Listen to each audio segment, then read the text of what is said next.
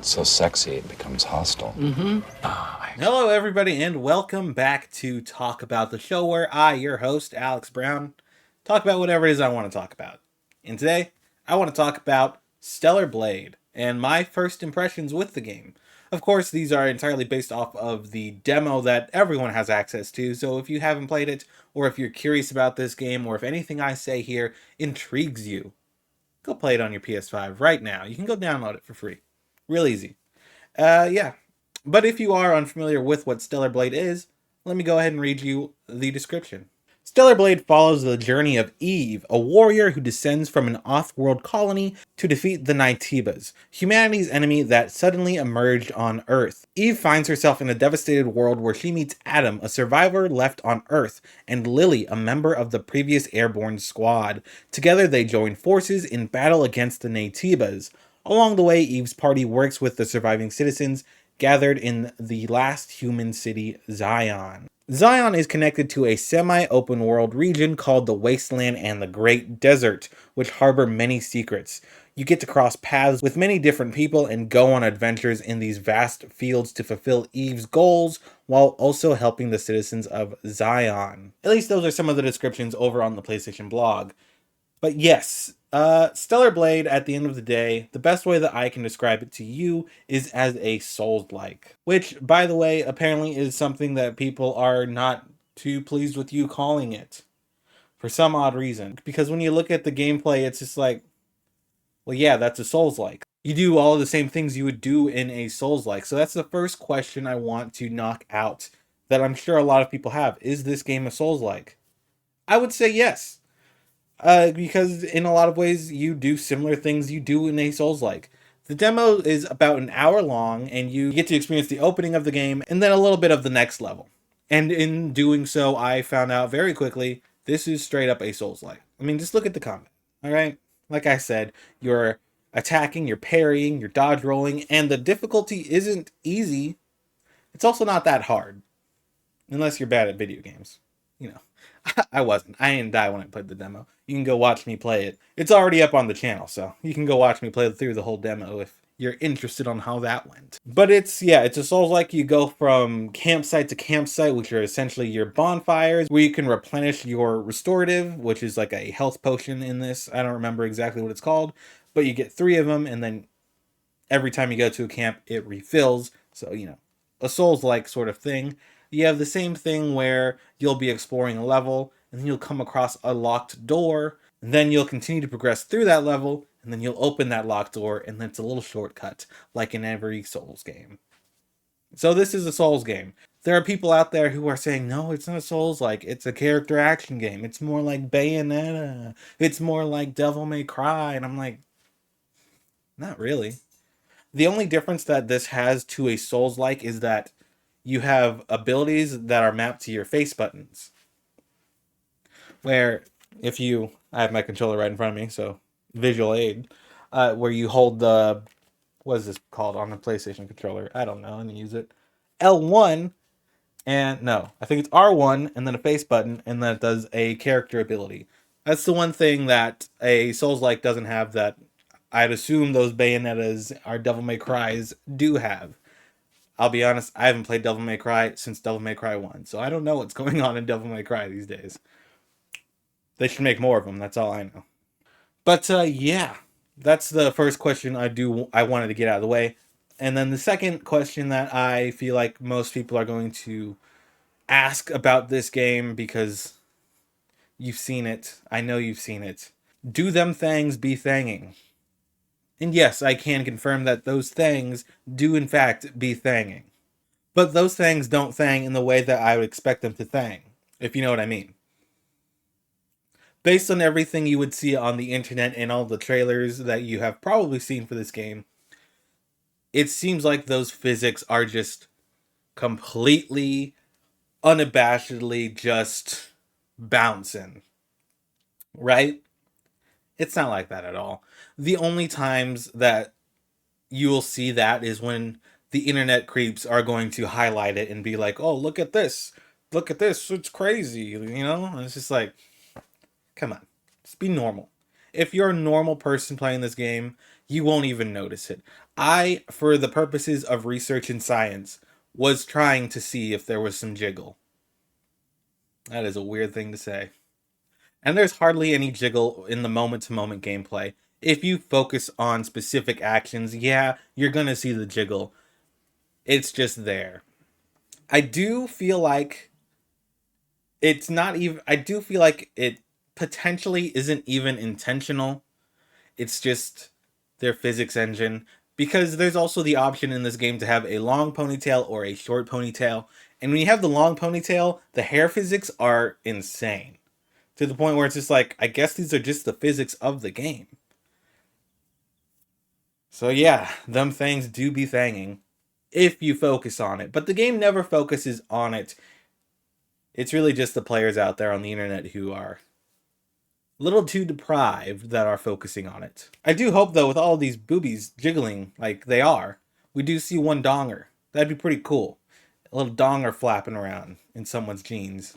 Or, something like that. Just to make it more comfortable for everyone involved. If we're gonna get so many booby jiggle, get a little bulge, show us some bulge. A little bulge jiggle. Because that's not realistic either. Both ends of the spectrum. But beyond that, let's just break down my pros and cons that I jotted down while playing the demo. Worth mentioning, I've played through the demo twice, and there's also the boss challenge mode that I've done like a dozen times already. It's very good. It's very good and very fun. So the pros that I've jotted down are as follows.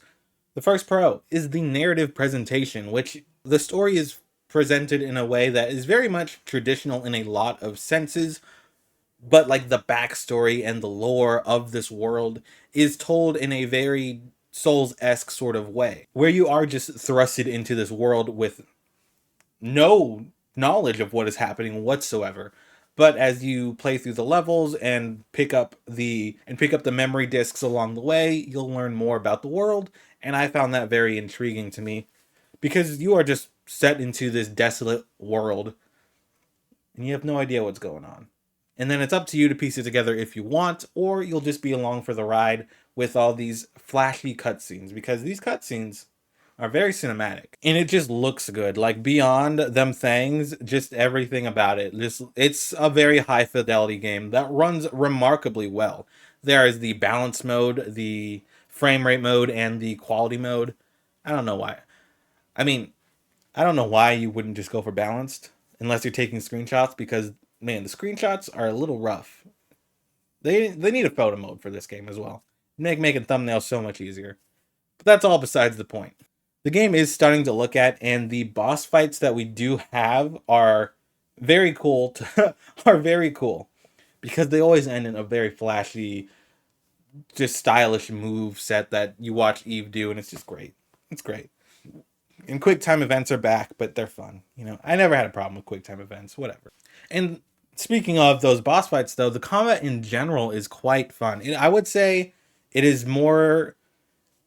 It is definitely less on the Bayonetta Devil May Cry side and more on the Souls side, but more specifically on the Sekiro side, where it is more focused on the parrying, or at least that's how I was playing it, where if you parry enough, you will break down your enemy's guard, and then you'll be able to do devastating amount of damage to them. Unlike in a Souls game where if you pull off a parry, it's just that one attack and you got it, instead of in like a Sekiro where it's a multiple parry strikes in a row that will get you that. You know what I mean? What's really cool about this game as well is that it is the sci-fi world. So you have more than just a sword at your disposal. The demo ends with a trailer that sort of just sizzle reels through so many other things that you can do in this game that just show off more of your arsenal and more of the things you can do. How many things you'll be able to do. And it's really cool. One of those things that they show off is a gun. And that was unexpected because you straight up pull out a gun and it turns into a third person shooter almost. And you can play with this gun in the boss challenge mode, and it's okay. It's not terrible, but it also isn't like an instant win sort of thing. I really like how it isn't just all of a sudden you're really powerful because you have a gun. And it's more so about how you would strategically use this gun in combat, because it isn't just kablamo, massive damage. You have to charge it and then do massive damage, or you can do Or you can do more of like an assault rifle sort of fire, but it doesn't do too much damage. So it's not going to be like your main means of combat in any scenario. But it still is really cool to have. And the last thing I have on to my pros list is the customization. Now, there isn't too much customization within the demo itself, but there is some within the boss fight challenge mode where you get a few outfits to select. And of course, the ponytail thing I mentioned earlier. Glasses are a thing, earrings are a thing. It's just, there's a lot of outfits and they all look cool. Some of them aren't very much clothes at all, and it's just like, okay, maybe this game is intentionally doing that. In which case, hey, wear it if you want to wear it. Don't wear it if you don't want to wear it, I guess. It's there if you're that deprived, if you want it. But there are a lot of really cool outfits that the trailer also shows you. The little scissor reel at the end, like I mentioned, shows you a lot of outfits. There's a cool turtleneck that looks pretty cool. A nice red outfit that looks pretty cool. A lot of cool outfits that I'm excited to just play around with. But yeah, those are all of the pros I have that I jotted down. And when it comes to the cons, they're not really cons because I can't really have cons. Say cons one more time. Because I can't really have cons on demo. But I do have more so worries for the full game. And, well, it's only one. Well, there's two bullets, but one worry for the full game, which is enemy variation. Yes, I understand it is just the beginning of the game and just one section. But in the intro segment, you have two enemy types. And then in the next level, you have those same two enemy types. And then one new one. And then two new ones, which is obviously cool. And that's all fine and dandy. Those are great. That shows good signs of enemy variation. What I get worried about is that in the boss challenge mode, we fight an enemy called the Stalker.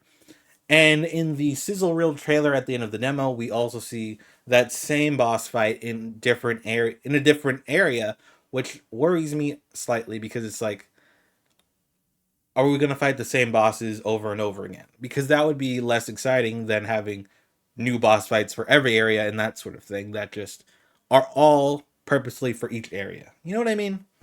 I would just hate to have the same boss fight over and over again. Think God of War 2018 where you fought a reskin troll 27 times in that game. That got real old real fast. So I hope that this game doesn't do that, and hopefully the Stalker is just a boss fight in that desert area we see in the trailer that they decided to bring into this boss challenge mode. And then the other bullet point I have under cons is that it ended. This demo was really short. I really wish I could have kept playing. So that's a good sign, in all honesty. But yeah, that's my impressions so far on Stellar Blade. What do you think of the demo? Did you play it? What do you think of the game? What do you think of them things? And what's your take on it? Because I understand that that is a topic of debate out there on the internet. And yeah, let me know all of your thoughts and more in the comments below. And as always, until next time, stay safe and play some video games.